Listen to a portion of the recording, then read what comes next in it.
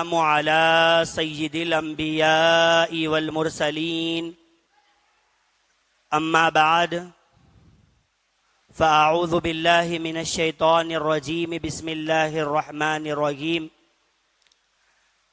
اقرأ باسم ربك الذي خلق خلق الإنسان من علق قال رسول الله صلى الله عليه وسلم طلب العلم فریضة على كل مسلم ومسلمات ان الله وملائكته يصلون على النبي يا أيها الذين آمنوا صلوا عليه وسلموا تسليما اللهم صل على سيدنا محمد وعلى آل سيدنا محمد افضل صلواتك وعدد معلوماتك وبارك وسلم صلوا علیہ صلاۃ و سلاما علیک یا سیدی یا حبیبی یا رسول اللہ۔ معزز سامعین حضرات، بزرگوں، عزیز بچوں، اللہ تبارک و تعالیٰ کا بے انتہا فضل و کرم ہے کہ پروردگار نے آپ کو مجھ کو ایمان کی دولت بخشی اور جمعہ کے دن آج مسجد میں جمع ہونے کی توفیق بخشی ہے۔ اللہ تبارک و تعالیٰ اپنے کلام مجید میں ارشاد فرماتا ہے اقرأ باسم ربک الذی خلق، اپنے رب کے نام سے پڑھو جس نے پیدا کیا۔ اور یہ سورہ علق کی پہلی آیت ہے۔ حضور اکرم صلی اللہ علیہ وآلہ وسلم پر جو سب سے پہلے وحی نازل کی گئی وہ سورہ علق کی ابتدائی 5 آیتیں ہی تھی۔ حضور اکرم صلی اللہ علیہ وآلہ وسلم غار حرا، جو کہ مکۃ المکرمہ میں ایک پہاڑ ہے، اس جگہ میں جا کر کے دن رات عبادت کیا کرتے تھے۔ تو حضرت جبریل علیہ السلام پہلی آیت حضور کے اوپر یہ لے کر کے نازل ہوئے اقرأ باسم ربک الذی خلق، حضور کے پاس تشریف لائے اور کہا اقرأ، پڑھو۔ اقرأ کے معنی ہوتے ہیں پڑھو، لرن، ریڈ۔ تو حضور اکرم صلی اللہ علیہ وسلم نے ان سے کہا میں نہیں پڑھوں گا۔ پھر حضرت جبریل علیہ السلام نے، جو کہ فرشتوں کے سردار ہے، حضور کو اپنے بازوؤں کی طاقت سے دبائے، پھر چھوڑ دیا، پھر کہا اقرأ، پڑھو۔ حضور نے کہا کہ میں نہیں پڑھوں گا۔ پھر دوسری دفعہ حضرت جبریل علیہ السلام نے فرشتے کی طاقت سے حضور کو انہوں نے بازوؤں سے دبایا اور کہا کہ اقرأ، پڑھو۔ جب تیسری دفعہ ایسے ہوا تو حضرت جبریل علیہ السلام نے کہا اقرأ باسم ربک الذی خلق، اپنے رب کے نام سے پڑھو جس نے تمہیں پیدا کیا گیا۔ تو جب حضور اکرم صلی اللہ علیہ وسلم نے پڑھا اقرأ باسم ربک الذی خلق خلق الانسان من علق، اس نے انسانوں کو خون کے لوتھڑے سے بنایا ہے۔ تو پہلی آیت جو حضور پہ نازل ہوئی، اس میں ساری امت کو سبق دیا جا رہا ہے کہ پڑھو۔ اور دیکھیں، ہم آپ ایس ایس سی انٹرمیڈیٹ کے ایگزامز چل رہے ہیں، بچے رات رات بھر پڑھ رہے ہیں جاگ کر کے۔ پڑھنا بھی چاہیے دنیا کے اعتبار سے، لیکن خدا کا قرآن کہہ رہا ہے اقرأ، اے ایمان والو مومنو پڑھو۔ تو کیا چیز ہے جو اللہ ہمیں کہہ رہا ہے پڑھنے کے لیے؟ وہ کون سا علم ہے جس کو پڑھنے کا اللہ ہمیں حکم دے رہا ہے؟ تو وہ قرآن کی تعلیم ہے جس کو خدا حکم دے رہا ہے کہ اے میرے بندو پڑھو۔ امام الانبیاء ارشاد فرماتے ہیں میری امت اس وقت ہلاکت میں پڑ جائے گی، ہلاکت میں میری امت اس وقت پڑ جائے گی جب وہ لوگ پڑھنا چھوڑ دیں گے۔ پڑھنا جب حضور کی امت چھوڑ دے گی تو حضور فرما رہے ہیں میری امت ہلاک ہو جائے گی، برباد ہو جائے گی۔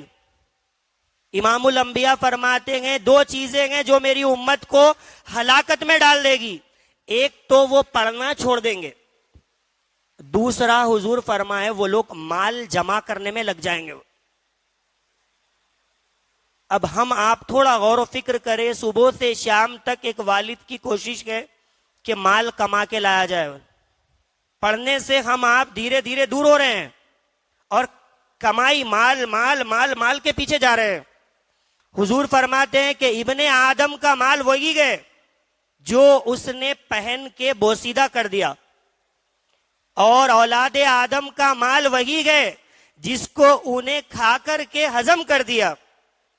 ابن آدم کہتا ہے کہ میرا مال میرا مال، مرنے کے بعد وہ مال میراث کے طور پر لوگوں میں تقسیم کر دیا جائے گا۔ تو پہلی آیت پیارے دوستوں اور عزیز ساتھیوں جو نازل ہوئی ہے وہ پڑھنے کے تعلق سے نازل ہوئی ہے۔ اللہ یہ چاہتا ہے کہ بندے قابل رہیں، پڑھے لکھے رہیں۔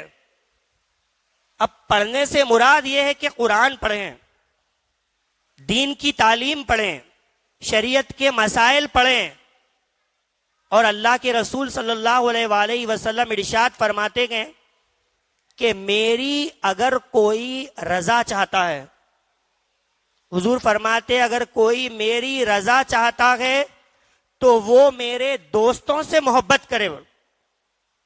صحابہ عرض کرنے لگے یا رسول اللہ آپ کی رضا آپ کے دوستوں میں رکھی ہوئی ہے، اے امام الانبیاء یہ بتائیے آپ کے دوست کون ہیں؟ تو امام الانبیاء نے فرمایا میرے دوست وہ ہیں جو دین کی تعلیم سیکھنے میں لگے ہوئے ہیں۔ اللہ اللہ، یعنی طالب علم وہ طلباء جو مدرسوں میں مسجدوں میں جا کر قرآن کو یاد کر رہے ہیں، علم شریعت سیکھ رہے ہیں۔ امام الانبیاء فرماتے ہیں میری رضا اگر کوئی چاہتے ہیں تو میرے دوستوں سے محبت کرو، اور میرے دوست کون ہیں؟ وہ طالب علم ہیں جو مصلوں پہ بیٹھ کر کے قرآن کو یاد کر رہے ہیں۔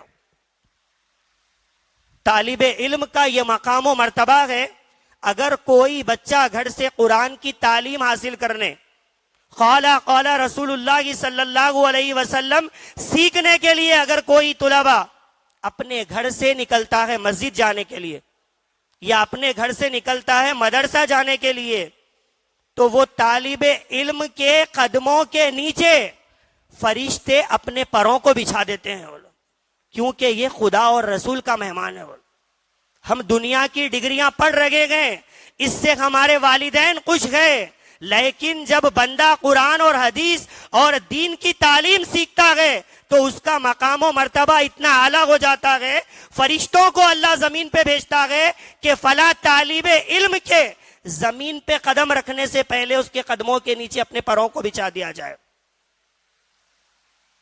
اور ہم آپ ذرا اپنے گھر کے بچوں کا جائزہ لیں، نواسے گئے، پوترے گئے، بیٹے گئے، بیٹیاں گئے، ایس ایس سی کے اندر کے امتحان میں تو بچے پاس ہو گئے ہیں، انٹرمیڈیٹ کے امتحان میں بچے پاس ہو گئے ہیں، لیکن ہمارے گھروں کے بچوں کا حال یہ ہے اگر ان کو لاؤڈ اسپیکر پہ کھڑا کر دیا جائے تو اذان دینا ہمارے بچوں کو نہیں آتا ہے۔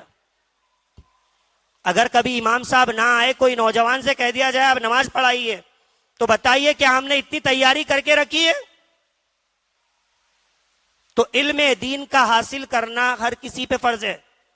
ایسا نہیں ہے کہ بچے چھوٹے ہیں علم سیکھ لیں، بڑے ہونے کے بعد علم نہیں سیکھنا ہے۔ امام الانبیاء فرماتے ہیں ماں کے گود سے خبر کے آغوش میں جانے تک اگر کوئی چیز سیکھنے کے قابل ہے تو وہ علم دین ہے۔ حضور کی بارگاہ میں ایک صحابی رسول بیٹھے ہوئے تھے، حضرت جبریل علیہ الصلوۃ والسلام وحی لے کر کے آئے، بولے اللہ کے رسول صلی اللہ علیہ وسلم یہ جو آپ کے ساتھ آپ کے صحابی بیٹھے ہیں یہ کچھ دنوں کے لیے دنیا کے مہمان ہیں، اس کے بعد ان کو موت آنی ہے، یہ خبر میں جانے والے ہیں۔ جب فرشتہ چلے گیا تو اللہ کے رسول نے وہ اپنے صحابی سے کہا کہ اے میرے صحابی بس تھوڑے دن کی آپ کے پاس مہلت ہے، اس کے بعد آپ کے جسم سے روح نکل جائے گی، آپ کو موت آنی ہے۔ اب صحابہ کا ایمان بھی دیکھے. وہ صحابی نے اللہ کے رسول سے عرض کیا یا رسول اللہ اب جو وقت میری زندگی میں بچا ہے چند دنوں کا چند لمحوں کا یہ وقت کو میں کیسے گزاروں, یہ وقت میں میرے لیے کیا کرنا بہتر ہے. تو اللہ کے رسول نے ارشاد فرمایا ہے میرے صحابی جو زندگی اور موت کے بیچ تھوڑا سا وقت آپ کا باقی ہے اس وقت میں سب سے بہتر چیز آپ کے لیے اگر کوئی ہے تو وہ ہے علم دین سیکھنا. حضور کی بارگاہ میں اگر کوئی موت تک بھی جا رہے ہیں تو سرکار چاہتے ہیں میرا امتی مرنے سے پہلے بھی علم سیکھ کر کے مر جائے. العلم نور, علم نور ہے. العلم حیات الاسلام, علم اسلام کی زندگی ہے. ہارون رشید بادشاہ کا نام آپ نے سنا ہوگا. وہ ایک عالم دین کے پاس ملاقات کے لیے گئے اور پہلے والوں کا ادب بھی دیکھے کتنا پیارا ہوتا تھا. ہارون رشید وقت کے بادشاہ گئے, سونے ہیرے جواہرات کی کمی نہیں ہے. جب انہوں نے امام کسائی سے ملاقات کی جو کہ بہت بڑے عالم تھے, حافظ بھی تھے, بادشاہ ہو کر کے ان سے ملاقات کے لیے گیا. جانے کے بعد عرض کرنے لگا اے امام کسائی وقت کے عالم دین میرے اوپر ایک مہربانی کیجئے. میرے بیٹے مامون رشید ایک میرے یہاں بیٹا ہے, آپ کی بڑی مہربانی ہوگی اگر آپ میرے گھر آ کر کے ان کو قرآن سکھا دو. قرآن کی کتنی فکر ہوتی تھی, بادشاہ ہونے کے بعد یہ تمنا کرتے تھے کہ میرا بیٹا قرآن پڑھنے کے قابل بن جائے. بولے امام کسائی مہربانی ہوگی اگر آپ میرے گھر آ کر کے بچے کو علم دین سکھائیں گے. تو پہلے والے لوگ بھی کیسے ہوتے تھے, کسی کی بادشاہت دیکھ کے ان کے گھر پہ نہیں جاتے تھے, اچھا نذرانہ ملیں گا ایسی نیت نہیں ہوتی تھی ان کی. انہوں نے کہا اے بادشاہ اگر میں آپ کے گھر تک پڑھانے کے لیے آؤں گا تو یہ علم کی توہین ہو جائے گی. پیاسوں کو چاہیے کہ وہ سمندر تک آئے, سمندر پیاسوں تک نہیں آتا, میں آپ کے مکان تک نہیں آ سکتا. بولے علم کی توہین ہو جائے گی, آپ کے بیٹے کو میرے یہاں پر بھیجیے پڑھانے کے لیے. اور وہ بادشاہوں کے اندر انانیت نہیں ہوتی تھی, انہوں نے عالم کا جیسا مقام و مرتبہ جانا تھا. انہوں نے کہا کہ ٹھیک ہے آپ نہیں آتے ہیں تو میرا بیٹا آپ کے پاس آئے گا. جب ان کا بیٹا پڑھنے کے لیے گیا تو ہارون رشید نے کہا خالی مہربانی اتنی کر دیجئے سب سے پہلے میرے بیٹے کا سبق سن کے بھیج دیجئے. تو انہوں نے کہا نہیں, سب کچھ ہو سکتا ہے لیکن شریعت کے اندر مداخلت نہیں ہو سکتی. امام کسائی نے کہا چاہے بادشاہ کا بیٹا ہو چاہے فقیر کا بیٹا ہو, جو مدرسے میں سب سے پہلے آئے گا اسی کا سبق پہلے سنا جائے گا. تو بادشاہ کی بھی اندر ادب دیکھے عالم دین کا, کہا کہ ٹھیک ہے جو پہلے آتے ہیں آپ انہی کا سبق پہلے سنیے. اب جب ایسی نیت لے کر کوئی بادشاہ اپنے بیٹے کو علم سکھانے بھیج رہا ہے, بچہ جا رہا ہے, کئی دنوں تک انہوں نے علم حاصل کیا. پھر ایک دن ایسا آیا کہ ہارون رشید امام کسائی کے مدرسے کے قریب سے گزر رہے تھے تو سوچے کہ دیکھوں بیٹا کیسا پڑھ رہا ہے. جب اندر جا کر کے دیکھے ہارون رشید وقت کے بادشاہ, تو ان کا بیٹا مامون رشید اپنے استاد کو لوٹے سے پانی ڈال کر کے ان کے پیر دھلا رہا ہے.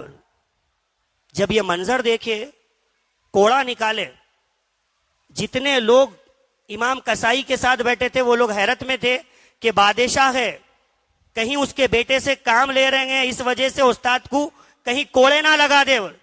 لیکن منظر انہوں نے دیکھا, کوڑا نکال کر کے ہارون رشید نے اپنے بیٹے مامون کی پیٹھ پہ لگائے. بولے میرے بیٹے تجھے اتنا بھی ادب نہیں ہے کہ استاد کا ادب کیسے کیا جاتا ہے. اللہ نے 2 ہاتھ اس لیے دیے گئے میرے بیٹے, ایک ہاتھ سے لوٹے سے پانی ڈال اور دوسرے ہاتھ سے اپنے استاد کے قدموں کو صاف کر, اس کے بعد مرتبے ملتے گئے. بولے میرے بیٹے بادشاہ کا بیٹا ہے, اس بات پر اترا مت, 2 ہاتھ ہے تو ایک ہاتھ سے پانی ڈال اور دوسرے ہاتھ سے اپنے استاد کے قدموں کو صاف کر. کتاب کا علم ہے جو پڑھنے سے آ جاتا ہے, اور ایک علم ہوتا ہے جس کو اللہ تعالیٰ خاص کر کے لوگوں کی دعاؤں سے عطا کرتا ہے تو وہ اپنے استاد کی خدمت سے حاصل ہوتا ہے. تو ہم آپ کے لیے وقت کا اہم تقاضا ہے کہ اپنے بچوں کو جیسے ہم S S C intermediate B com کے ایگزامز کی طرف بچوں کو رجوع کر رہے ہیں, رات رات بھر بچے پڑھ رہے ہیں, یہ پوچھ قیامت کے دن نہیں ہونے والی ہے, لیکن ہر ماں باپ سے پوچھ ہوگی کہ بچے کو علم دین کیوں نہیں سکھایا. حضرت علی المرتضی رضی اللہ تعالیٰ عنہ سے پوچھا گیا بتائیے کہ علم کے اندر اور مال کے اندر فرق کیا ہے؟ ہر کوئی مال کے پیچھے بھاگ رہے ہیں, ہر کسی کا پڑھنے کا مقصد یہی ہے اچھا پڑھ لوں, باہر چلے جاؤں, میری لائف سیٹ ہو جائے, میں وی آئی پی بن جاؤں. حضرت علی المرتضی سے پوچھا گیا علم میں اور مال میں دونوں میں فرق کیا ہے, ڈفرنس کیا ہے؟ تو حضرت علی المرتضی رضی اللہ تعالیٰ نے کہا لوگوں علم میں اور مال میں فرق یہ ہے, علم جو ہے انبیاء کی میراث ہے اور مال جو ہے فرعون کی میراث ہے. علم اور مال دونوں میں فرق پوچھنے والوں, علم وہ ہے جو انسان کی حفاظت کرتا ہے اور مال وہ ہے جس کی انسان حفاظت کرتا ہے. حضرت علی المرتضی نے فرمایا علم اور مال دونوں میں فرق یہ ہے, مال انسان کو قبر تک لے جاتا ہے اور علم وہ ہے جو انسان کے ساتھ قبر کے اندر بھی کام آتا ہے.